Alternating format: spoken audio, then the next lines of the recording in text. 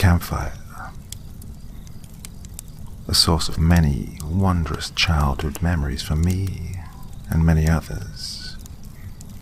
Sadly, as we shall learn in tonight's 3 deliciously creepy tales, the same cannot be said for everyone. Now, my dear friends, you know what to do. Sit back and relax with your favorite drink, because it's time to listen.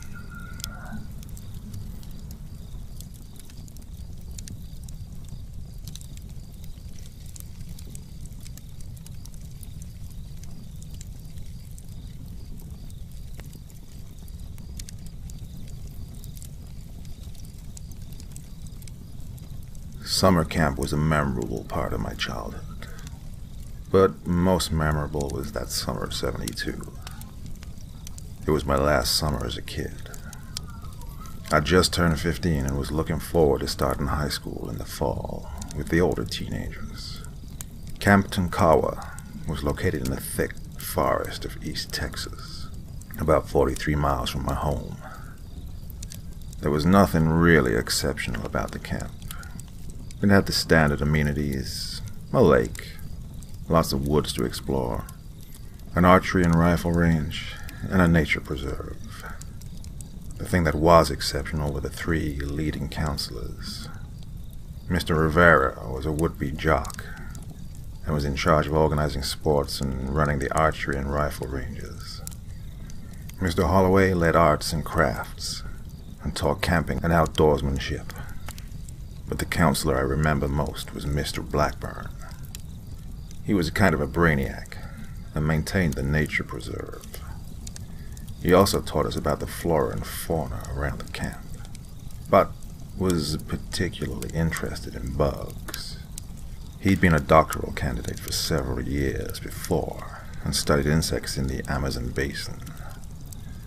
No one knew why he didn't finish his doctorate. He was certainly bright enough. It wasn't hard to imagine Mr. Blackburn in a cocky outfit and chasing insects with a butterfly net through the rainforest. He was a bespectacled man of about 35, with tousled dark hair and the hint of a beard, which grew steadily longer as the week progressed. He was far from fastidious in dress. In fact, in other circumstances, you might call him a slob. His denim jeans had seen better days, and were often besmeared with mud, while his shirts bore the scars of battles with briars and brambles in the wild. It was the end of August, and the end of camp. Tradition dictated that we rendezvoused at various campfires in the evening of the last day. Each campfire was supervised by one of the counselors, and it so happened that Mr. Blackburn attended ours. I was in a group of about 10 or 11 boys, sequestered in a small clearing on the lake shore. We roasted marshmallows and made hot dogs and s'mores as the twilight passed into night. In the bright fire's glow, we passed the evening with talk of the past and dreams of the future. The campfire crackled and cast a protective circle of light. Above us, an endless number of stars stretched across the heavens. And around us, an endless void of dreary night. We huddled close to the light, for although none would admit it, the surrounding darkness held terrors we could only imagine. In a pretend show of bravery, someone suggested telling ghost stories as the night grew darker. I'll tell you, boys, the Amazon is a femme fatale. At once beautiful and dangerous. Oh, and the heat, the heat is stifling. It is a place of contrast. There are ageless trees that rise on every side and dominate the land. There are magnificent waterfalls and birds and animals found nowhere else in the world. The jungle is often breathtaking, like some magnificent painting, elegantly and lovingly created with exquisite strokes on the world canvas. But within the beauty, there is also danger. There are things in the jungle no tale of horror could hope to describe. There are man-eating cats that prowl at night, and piranha that devour a man during the day. There are spiders as big as your head, and monstrous snakes that are the stuff of nightmares. But the thing even the natives dread, the creature that kills without pity or remorse, is the black caiman. "What's that?" one of the boys hesitantly interrupted. "A creature from the blackest abyss of hell, son," Mr. Blackburn continued. "It's the devil's blend of alligator and crocodile that prowls the river and kills the unsuspecting. Its black head is invisible on the water, but its dark, lifeless eyes watch you, waiting, floating nearer and nearer. Then, with a lightning flash of jaws, its teeth rip you open and you hear your own terrible screams as the creature swallows you whole." The sudden cry of an owl caused an involuntary scream from us all. Our eyes strained against the darkness and imagined the creature lurking silently in the lake just beyond. Mr. Blackburn paused a moment to let us reflect on his description. We all became a little more aware of the night.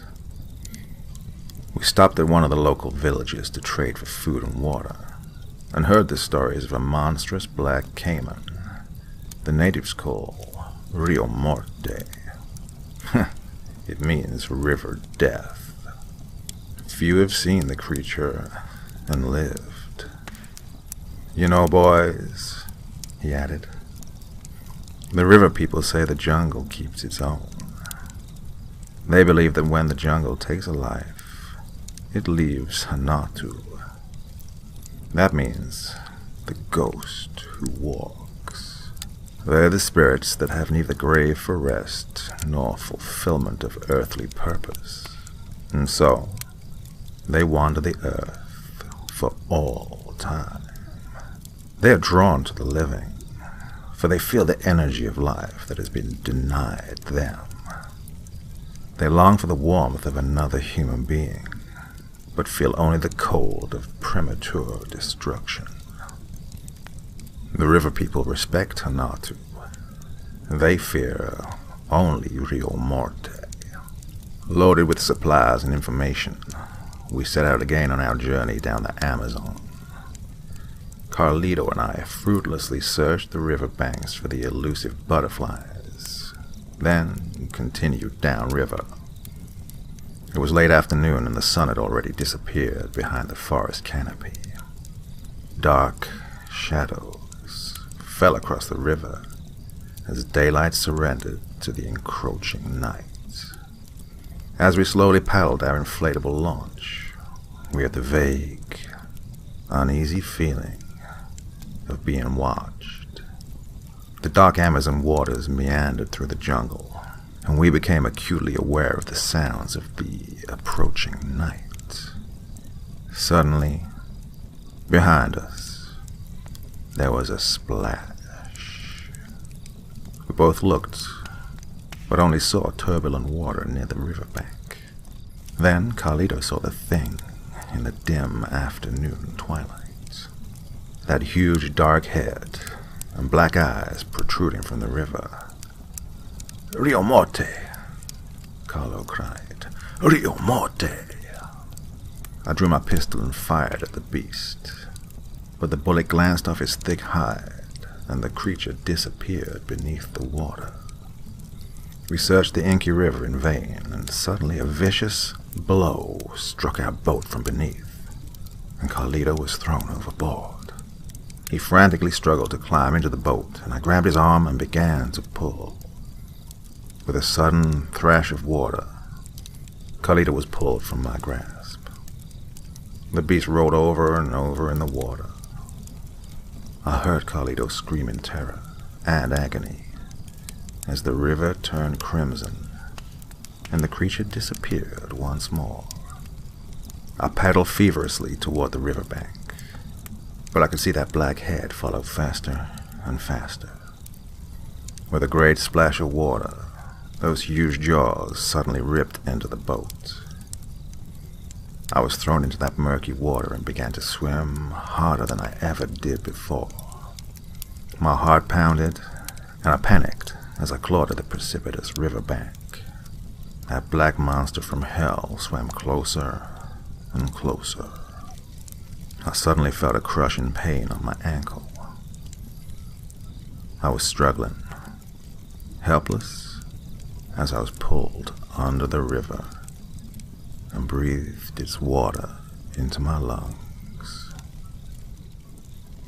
The storyteller paused, then said, "Maybe this story is too scary.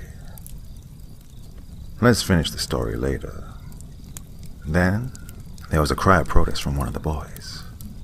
"No, tell us now. What happened next?" "Well," our narrator continued, "then he ate me, of course." Mr. Blackburn smiled and faded away into the dying campfire glow.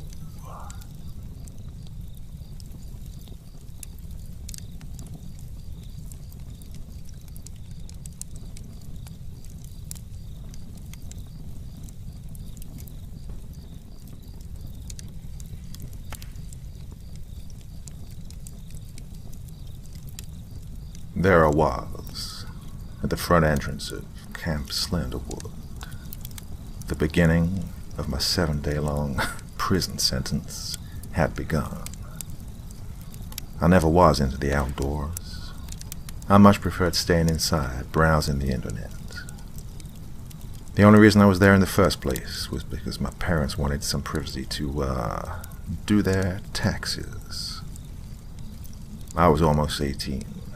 And I knew what that really meant. I figured it would be better just to go with their plan than to interrupt their alone time. Still, I had to admit to myself that the camp didn't look particularly unpleasant. The weather was nice, the trees were fresh and filled with green, and there was a crystal clear lake nearby the cabins. I figured it would at least be tolerable to stay here, even without a Wi-Fi connection. I decided I would give it a fair chance and keep an open mind about the new experience. In the middle of the camp, between the lunch benches, was a stage with a mustached man wearing a Camp Slenderwood t-shirt. Dozens of campers had already begun to surround the stage while the man yelled through the microphone. "Welcome to Camp Slenderwood, kids," he shouted. "My name is Elwood Dulcie, but you can all call me Elwood. I'm the owner of this place, and I live here all season to help run the camp and answer any questions. We had an amazing turnout this week. There are 64 teens here ready to learn what it means to survive." I wondered to myself what he meant by, survive. There was nothing in the brochure about this being a survivalist camp. We were supposed to be provided sleeping quarters and 3 meals throughout the day. Was I going to be expected to hunt a boar or something? I figured he must have been exaggerating, and let the thought go after a few moments. "We've already assigned everyone their cabins," Elwood continued. "Just grab your camp ID cards from Lexi over there, and she'll point you in the right direction." He pointed to a pretty blonde in her 20s, who was also wearing a Camp Slenderwood t-shirt. She looked cheerful, almost overly cheerful, and was waving ID cards in her hands enthusiastically. Kids began rushing over to Lexi to grab their ID cards and get their assigned cabins. I followed as well, tuning out the rest of Elwood's speech. With any luck, I'd find someone to spend these 7 days with that felt just as out of place as I did. Fortunately, not long after that I bumped into a quiet-looking guy trying, unsuccessfully, to load up my favorite forum on his phone. His name was Brian, and we hit it off instantly, spending most of the first day talking about how dorky all of the camp supervisors looked. They were all over-the-top friendly, and seemed to care just a little too much about what kind of day everyone was having.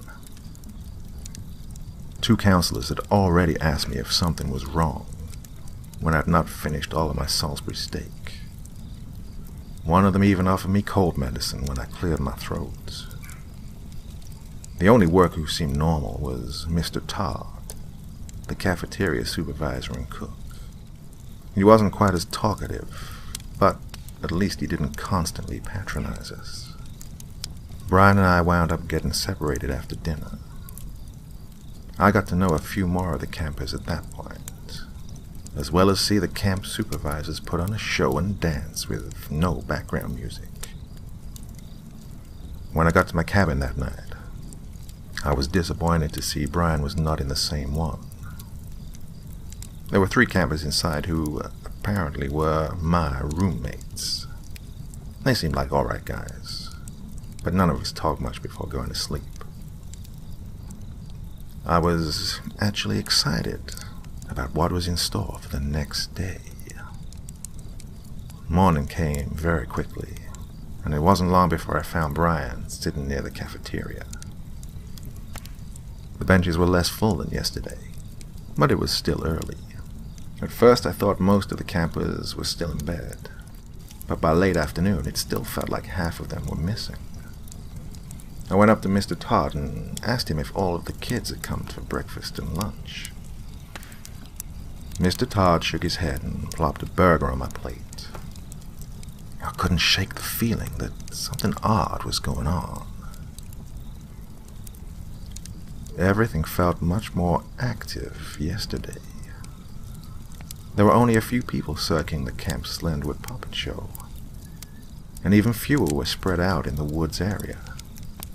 I became more suspicious when I realized that a good amount of campers were still missing by dinner time. What was going on here? I wish I'd gotten to know everyone better the first day, so I could figure out who was still here and who wasn't. When I got back to my cabin, all 3 of my roommates were already inside. It comforted me a little to see them. Perhaps I just made a mistake. I decided to check with them to see if they'd noticed anything strange.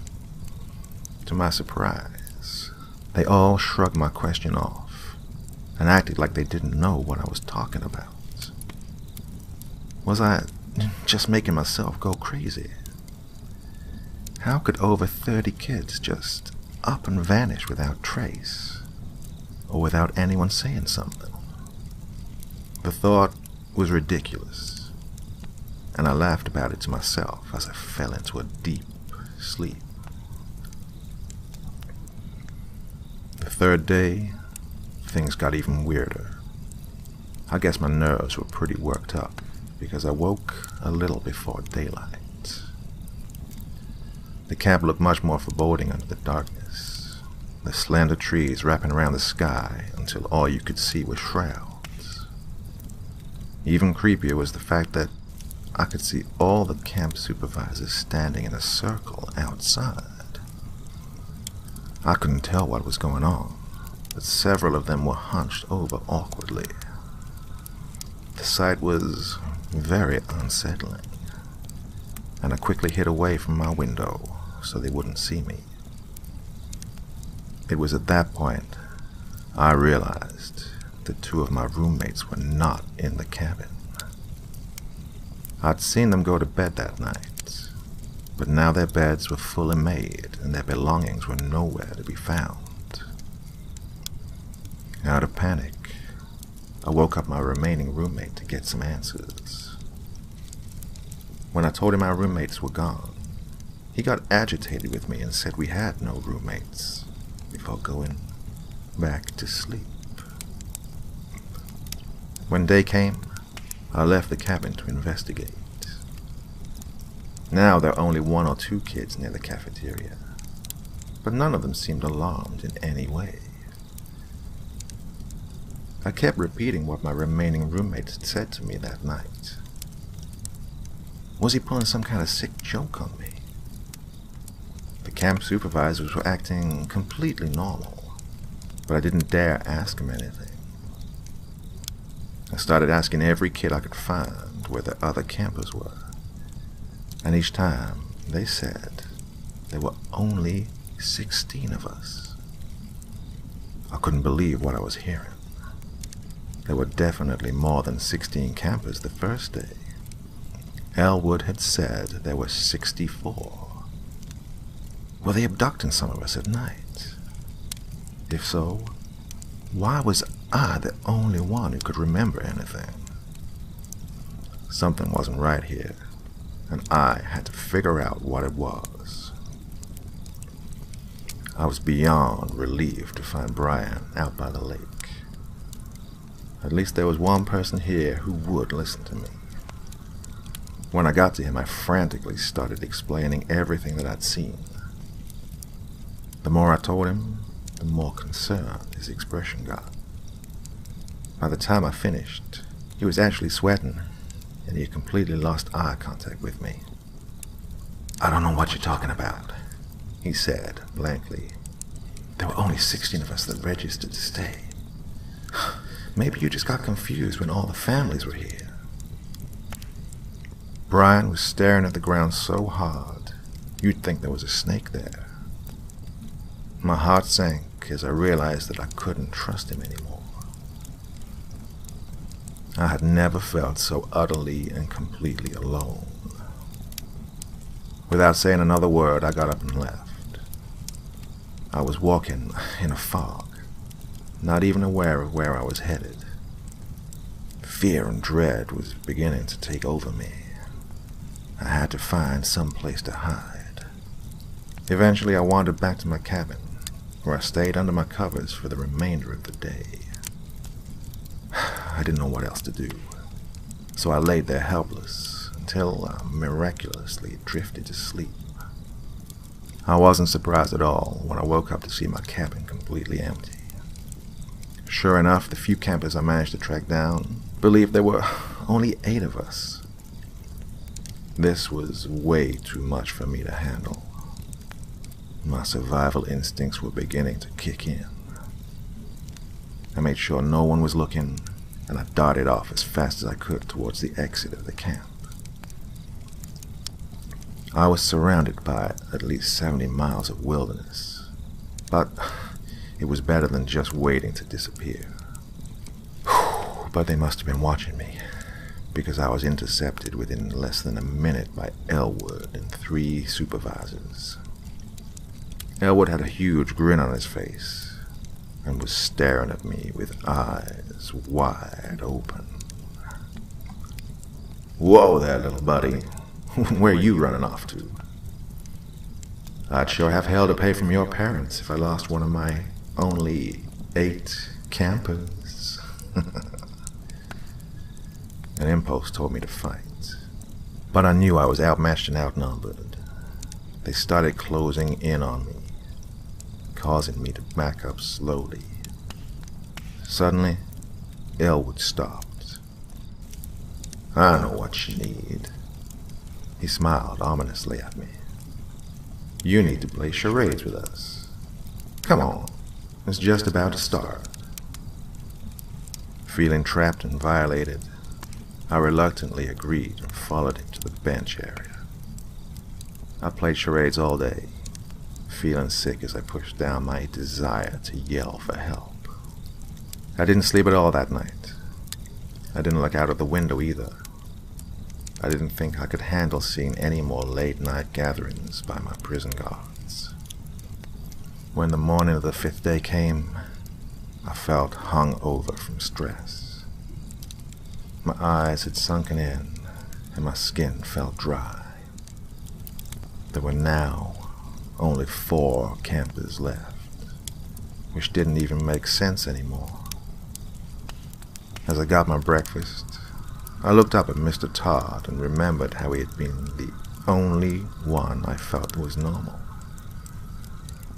Now that I was thinking about it, I didn't see him in the circle of supervisors outside either. He was my only chance.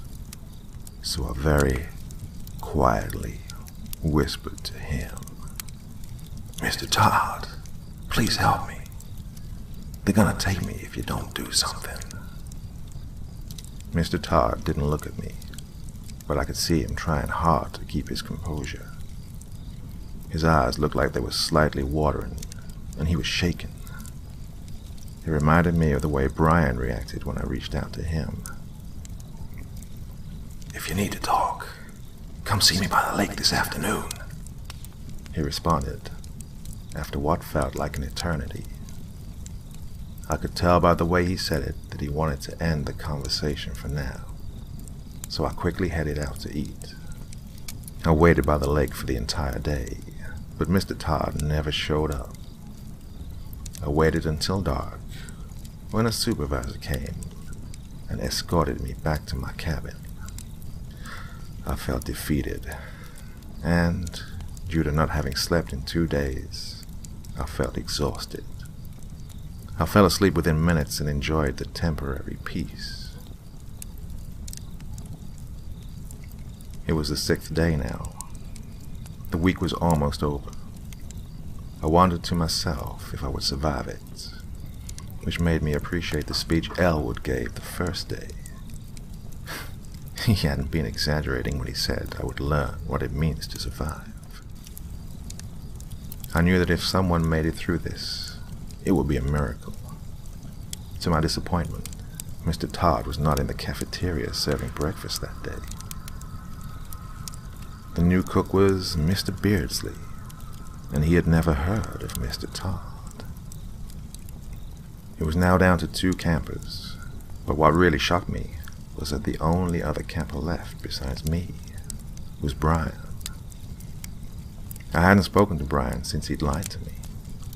I felt uneasy about him, but I was beginning to accept that there may be nothing more I could do. Perhaps, as a way to make peace with my situation, I sat down with Brian and began to talk. "You may be hiding something from me, but you're the closest thing I have to a friend. I don't want to try to force the truth out of you. I just want one last day to enjoy. Can you give me that?" Brian looked at me, his eyes lighting up a bit. "I knew you'd come around. There's no need to be depressed during your whole vacation." The 2 of us talked about sci-fi shows and website design for the rest of the day, and I actually felt some comfort in taking my mind off my grim reality. I awake on the 7th day with a heavy heart. I knew Brian would be gone, and it would just be me and the supervisors. My parents were due to pick me up early tomorrow, so I didn't completely let go of the hope of getting home. I felt genuinely spooked walking around camp. The workers were all fixated on me, staring at me obsessively. They kept calling me their favorite little camper, and tried to put on show after show in front of me. The new cook still made all the meals in bulk, and just left the food I didn't take sitting out to rot.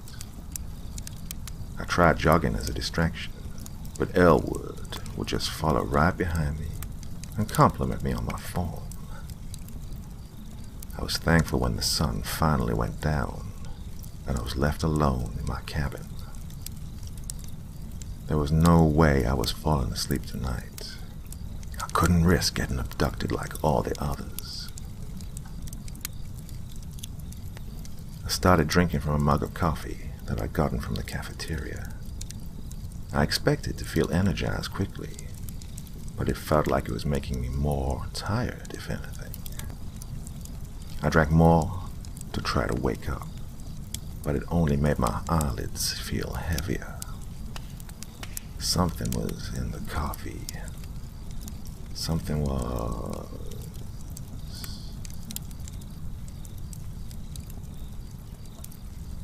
"Welcome to Camp Slenderwood," Elwood shouted through his microphone. "We have a great turnout this week. 64 teens have come to learn what it means to survive." "I didn't see anything in the brochure like that," a freckle-faced kid whispered to another camper in the crowd. "You don't think that has anything to do with that missing kid from last year, do you?" "Nah, this place is totally safe," the second camper answered back. "By the way, I'm Brian."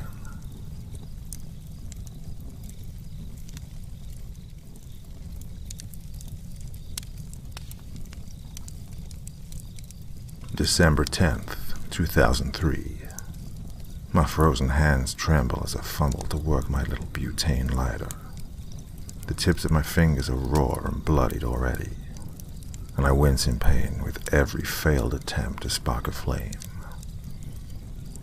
Finally, I achieve a jittery fire which impatiently dances atop the lighter.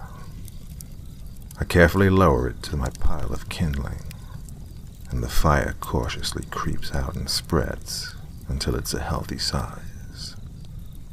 I watch it for a while, tending to it until it's strong. Now, there is enough light to see around me, and enough heat to survive the night. Here, deep in the forest, with everything frozen and quiet, the only light and sound comes from my fire. It's the whole world to me right now. It dances and sings in a raspy, crackling voice to me, and I am happy to enjoy its company. I can almost imagine that I can hear it whispering and babbling happily. "It's so cold." I must be tired. I'm hearing things. The popping and sizzling of the fire is really beginning to sound like words. Maybe I'm just lonely out here. Maybe I just really want someone to talk to, so I'm hearing coherence in the chaos of the fire. I could have sworn I heard it say, "It's so cold." There it was again. Softer this time. I lean closer to the blaze, and its warmth caresses my face, setting me at ease. I'm listening intently now, anxious for what I'll hear next. "If you let me die tonight, you'll die tonight." There was no mistaking it. It said it clearly, albeit in a raspy, sing-song voice of a fire consuming wet branches. Yet even as the words became clearer, they become softer, drawing me in closer to make out the next statement. The warmth splashes over me as I inch my face closer, and the frost that had settled in my bones begins to thaw. The fire is speaking constantly now, chattering quietly to itself, and I can pick out only bits of words and portions of sentences. "Get closer. Watch closely. If I die, you die. I'm the only thing keeping you alive. Pay attention." The fire ends its tirade with a loud snap of burning wood, and then is quiet. I lean in even closer, eager to receive whatever secret is coming next. The heat is no longer pleasant. It sears me as the flames playfully lick at my face. The fire is being coy, teasing me with its silence to see how long I will wait on it. The smoke reaches into my nostrils, and the embers float carelessly from the heart of the fire into my eyes, which are now welling with ash. I don't care. I just want to hear what comes next. Get closer. Pay attention. Watch closely now, more than ever. December 17th, 2003. In other news, the charred body of an unidentified man was found deep in the mountainous forests east of the city. Investigators have stated that the man appeared to have caught fire while sitting by his campfire and, inexplicably, did not appear to have made any effort to extinguish himself. His burned remains were found, frozen in position by the icy temperatures, leaning over the ashes of a long extinguished fire. In what is perhaps the most bizarre detail of the grisly scene, the man is reported to have been found with an expectant smile still on his face.